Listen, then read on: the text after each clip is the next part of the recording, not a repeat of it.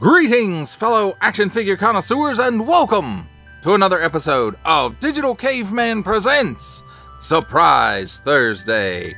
I, as always, am your host, the Digital Caveman, and today I will be presenting you with the McFarlane Toys DC Multiverse Batman 1989. Let's get into it!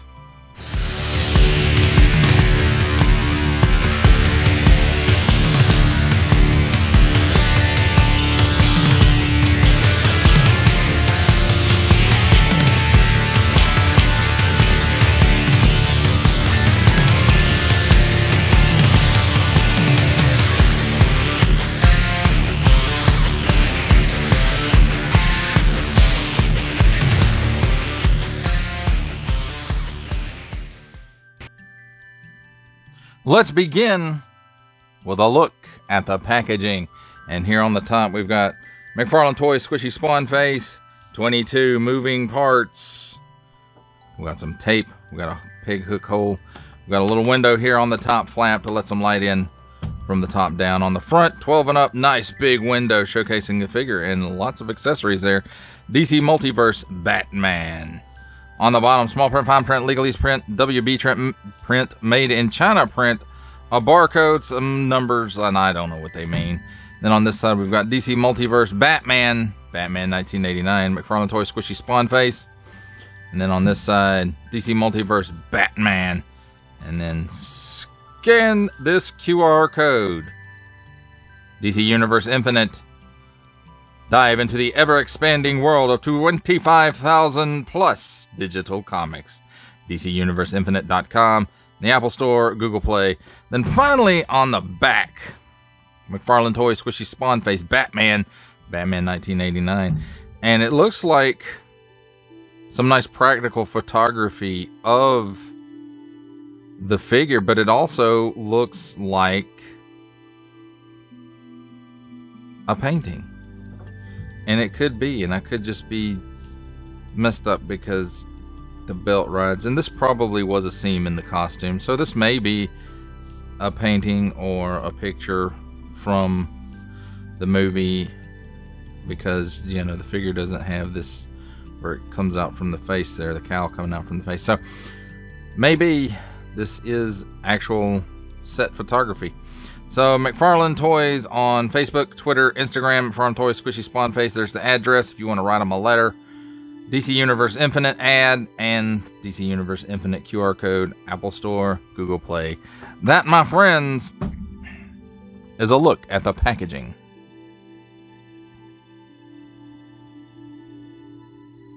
Let's take a look at the figure and his accessories. And first up, let's take a look at what for me is one of, well, the most controversial accessories are these very long police baton cape things, which he holds in his hand and they stick in a little pocket on the cape and hold the cape out. Not a big fan of this. I think this could have been solved by doing anyway. I'll get into that later, but not my favorite piece. It works, but not. I don't like the way it looks. So here we go. There's the second one, and again, we'll get into how they work later. Next up is his grapple gun. It's got a nice gold paint app there for the grapple, and then molded in black plastic. So very cool looking.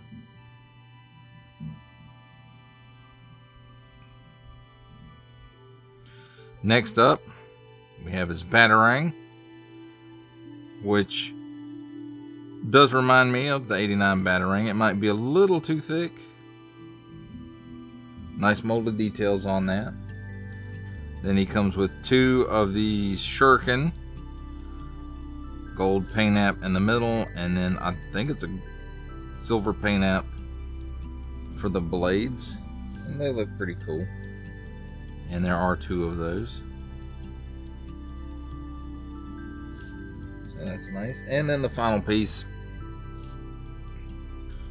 is the voice activated control for the Batmobile. And you can see it's got the little bat symbol right there with the silver paint app on it, and then the screen here, or the microphone mesh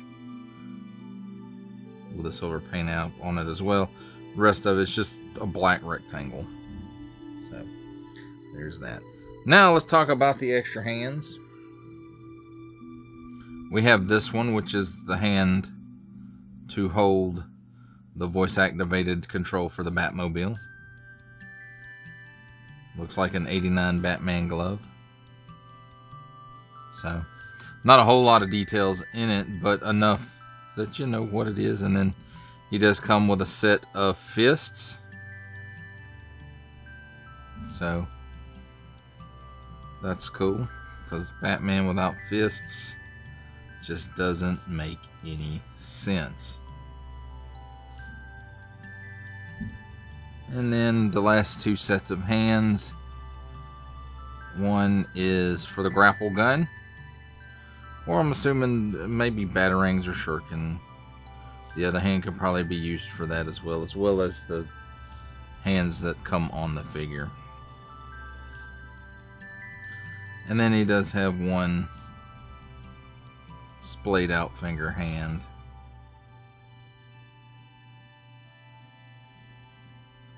For whatever reason. Throwing things maybe? I don't know.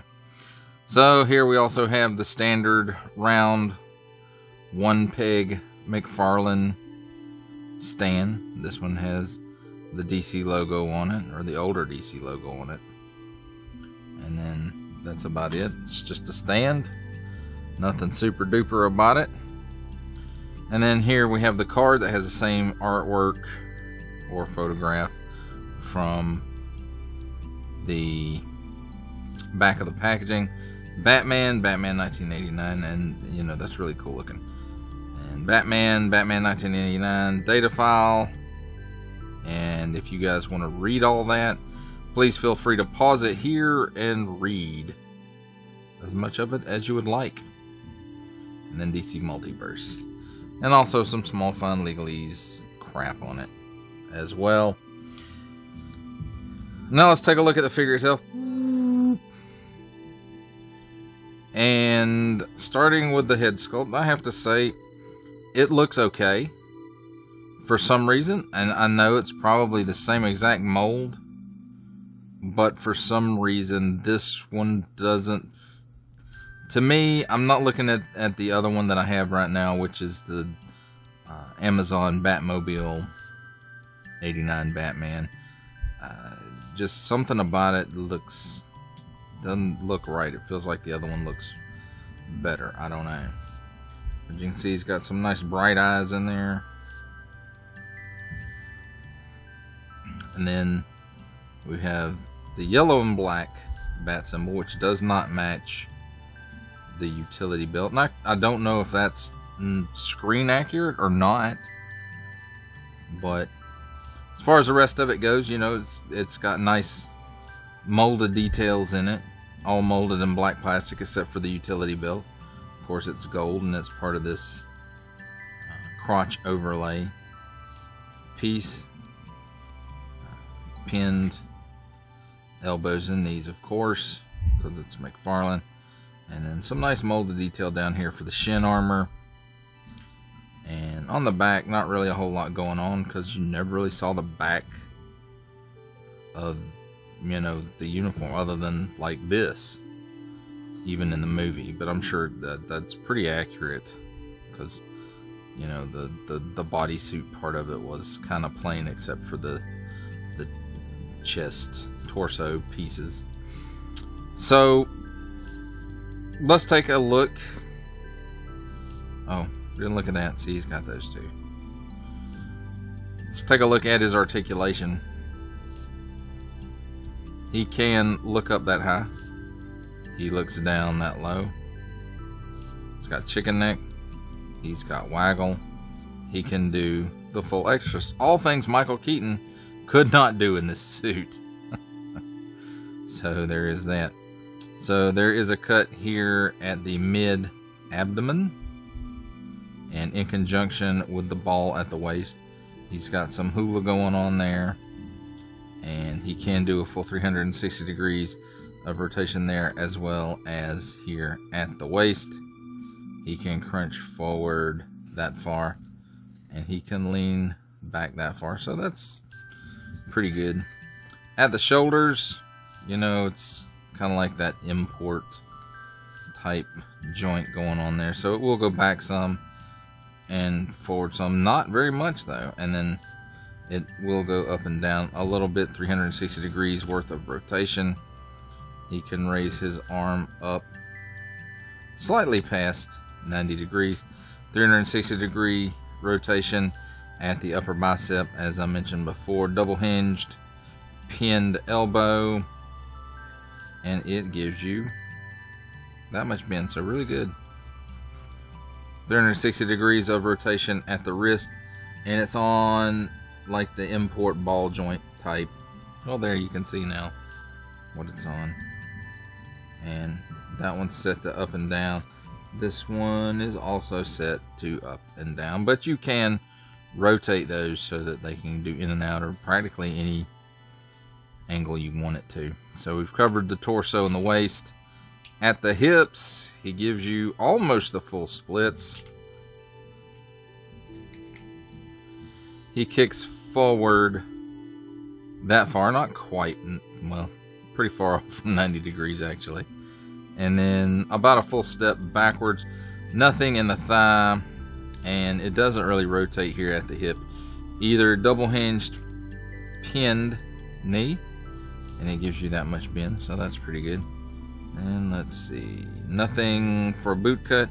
And then at the ankles, which again are those import style type ball joints, and they can be rotated for whichever you need, but they can tilt down that far and they tilt up that far, and they are pinned in, and it is forward facing, so got some rocker there without having to rotate this. And then he does have that much toe tilt as well. Now let's talk about the cape for a minute, since I kind of skipped over that. The material that this is made out of is just not great. And I know they were trying to go for that leathery kind of look that the movie has, but this material, it doesn't lay properly, and it doesn't look great. And these pockets for the batons aren't super. And I said we'd get back to that, so I guess that we will. So what you basically do is put these baton pieces in his hand,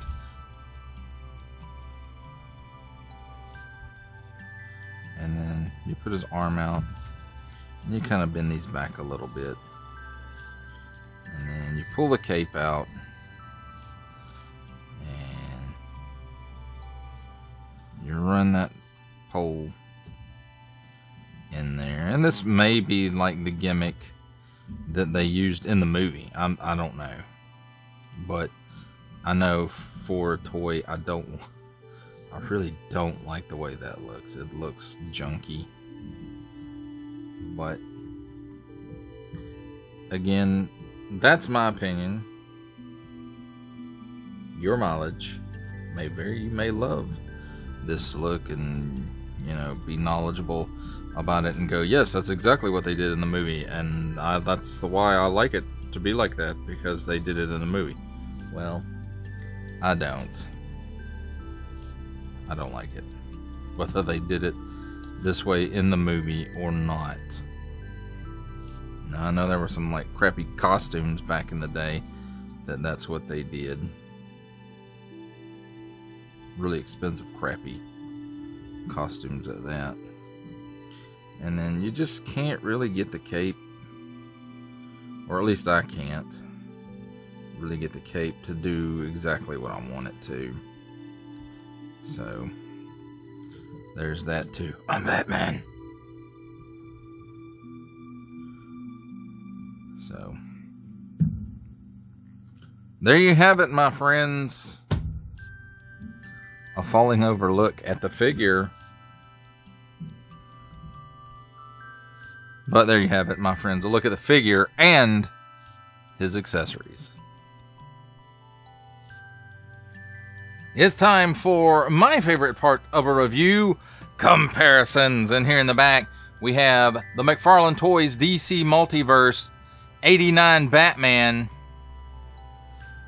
In the front row, we have the McFarlane Toys DC Multiverse Amazon exclusive 89 Batman that came with the 89 Batmobile. And the McFarlane Toys DC Multiverse Batman the Classic TV Show Adam West Batman. For our last set of comparisons, here we have the McFarlane Toys DC Multiverse Batman 1989 Batman, with from the Marvel Legends series making his cameo appearance Stan the Man Lee. From G.I. Joe Classified series, the Hasbro Pulse exclusive Regal variant Cobra Commander. From Star Wars The Black series, the Archive Edition 501st Legion Clone Trooper. And for a 7-inch scale comparison, from the Masters of the Universe Masterverse line, the 40th Anniversary He-Man. For final thoughts on the McFarlane Toys DC Multiverse 1989 Michael Keaton Batman, I have to say,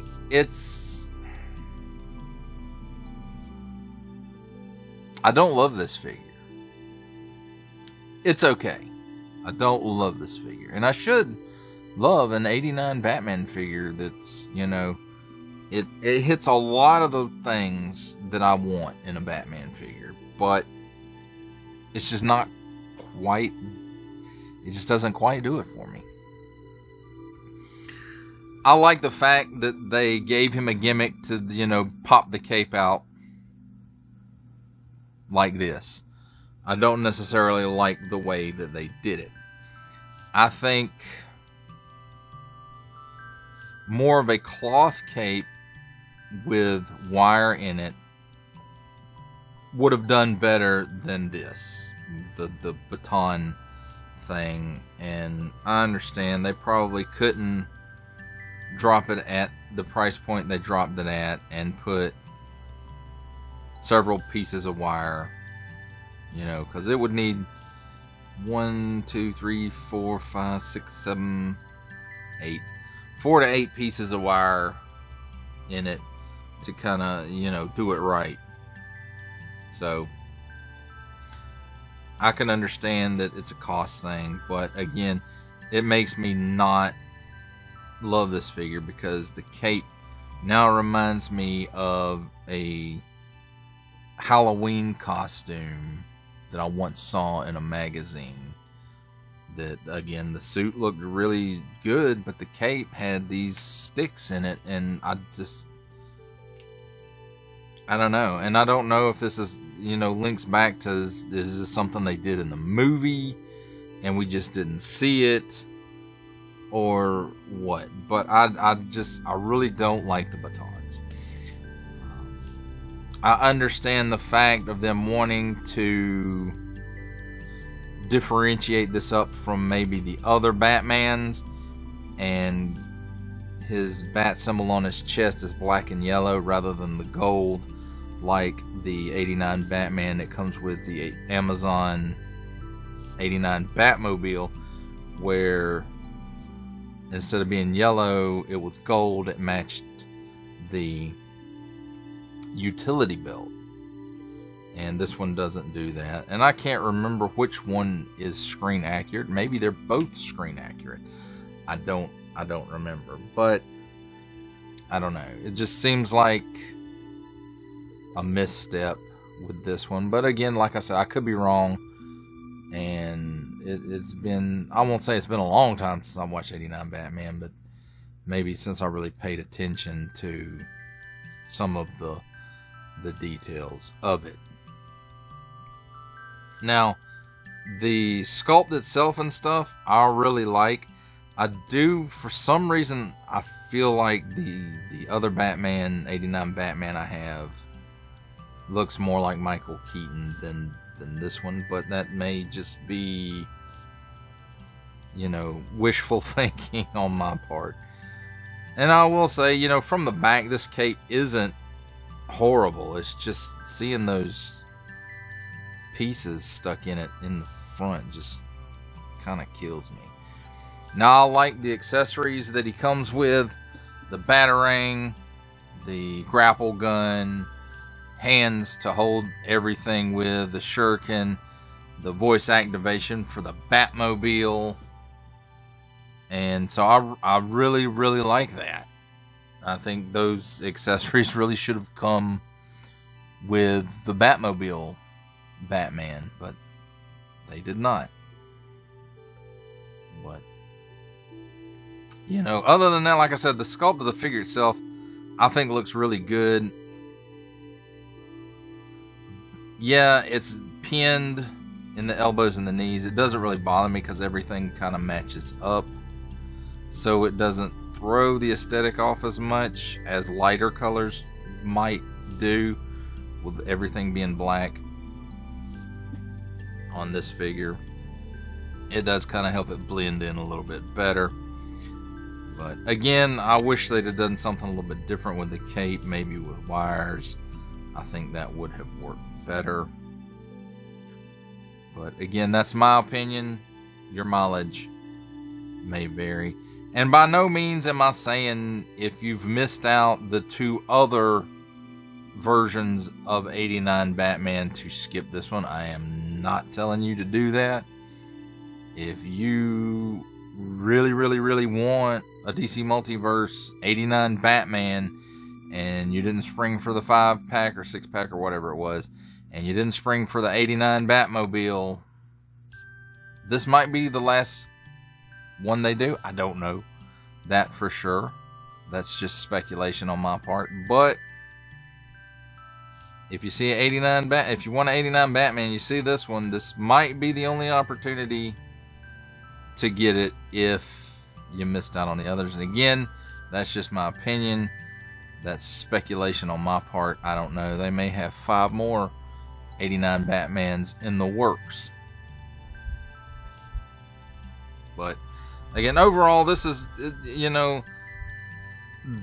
the accessories and the sculpt and everything, it's worth the price of admission. And I like everything about it except the cape and the batons for the cape. You know, those are okay. I don't love them, but I can tolerate them. And this is really the way that you have to kind of display this figure, in case you're wondering. You know, if you putting the arms down, the cape kind of, it doesn't lay good. So there is that. Well, that does it for the review. I hope you enjoyed it. I enjoyed making it. Only support from viewers like you make this programming possible. Each view does count, and I do appreciate each and every single view I receive. Thank you, and thank you so very, very much for supporting this channel through viewing. If you are interested in supporting my channel further, I'm now offering memberships at various tiers. Click the join button on my YouTube page, or check this video's description for the link and see if any membership offers are right for you, but only if you are in a position to do so. Comment below, like, share, subscribe if you would like to see more content or just help the channel grow, or both. That's even better. And don't forget to ding that bell so that in the future you will be notified as my new content becomes available. That's a wrap, folks. I'll see you next time.